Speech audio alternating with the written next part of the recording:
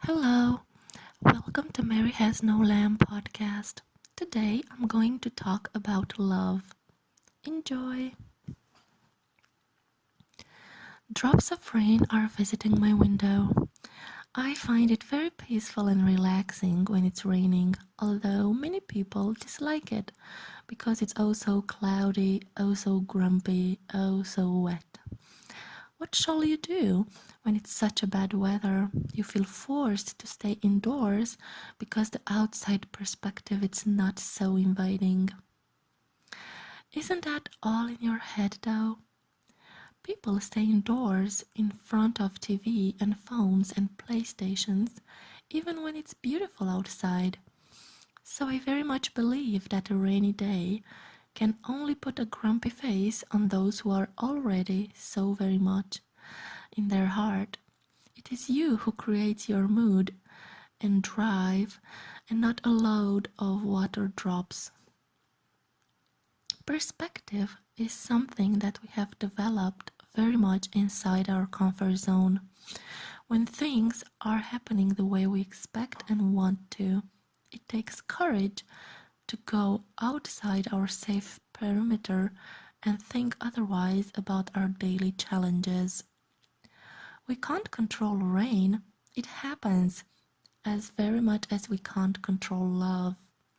Bummer, that happens too when we least expect it. It is like the silent drops of water visiting the windows of your soul. How much further outside of your comfort zone will it take you? How much will you just close the windows in hoping of it going away? They say love is a beautiful feeling. I agree with this one, only with a few objections. It's not perfect, and it's not always there. You have to work all of your life to maintain it.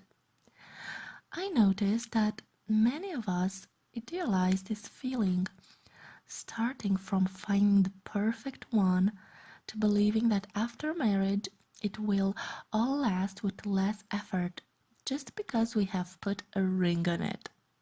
Bad perspective, grumpy face. First of all, there is no such thing as the perfect match. You choose a person with whom you share common values, ideals, mentalities. Put a drop of attraction and work for it all of your life.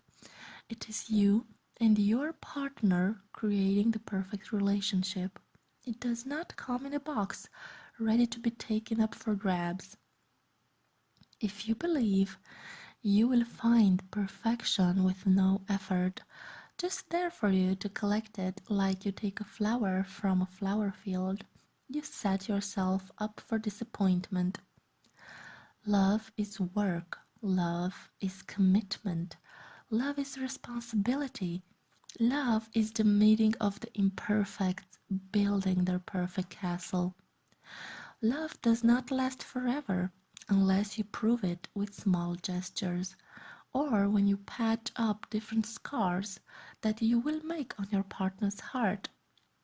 You have to nurture your love in order to have it the next day still knocking on your beloved's window. Sometimes love can be painful. People give up so easily on each other nowadays. They imagine perfection sitting on the next corner. They run towards an idealized future partner without realizing that they will face the same struggle to adapt, to learn, to compromise, to make it work. We crave so much the perfection and understanding of the other person without taking a glimpse in our own yard. Me, the imperfect, the not so tolerant, the avoidant, the demanding, the lazy. Me. It is me wanting that perfect, fulfilling, meaningful partner. And I truly believe I deserve it. And that is enough. Wrong. You will only get as good as you are willing to fight for, and even then, you can expect the other person quitting on you. There are no guarantees.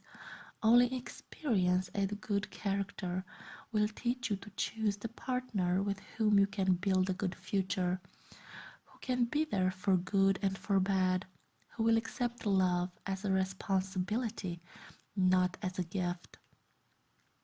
You see, I think of love as being the wind blowing over the partners, which I consider them to be like clouds. We all like clouds, so fluffy, so white, so beautiful. When the wind blows, they move, they swirl, they change shape, but they still remain up there, making us dream. How would it be to be in such a cloud on top of the world? I am particularly fond of billow clouds. Their shape is so unique, and the way they can form can be a great analogy with love. Billow clouds form when two different layers of air in our atmosphere are moving at different speeds. Let's take this and translate it into love language. It is the same thing when people fall in love.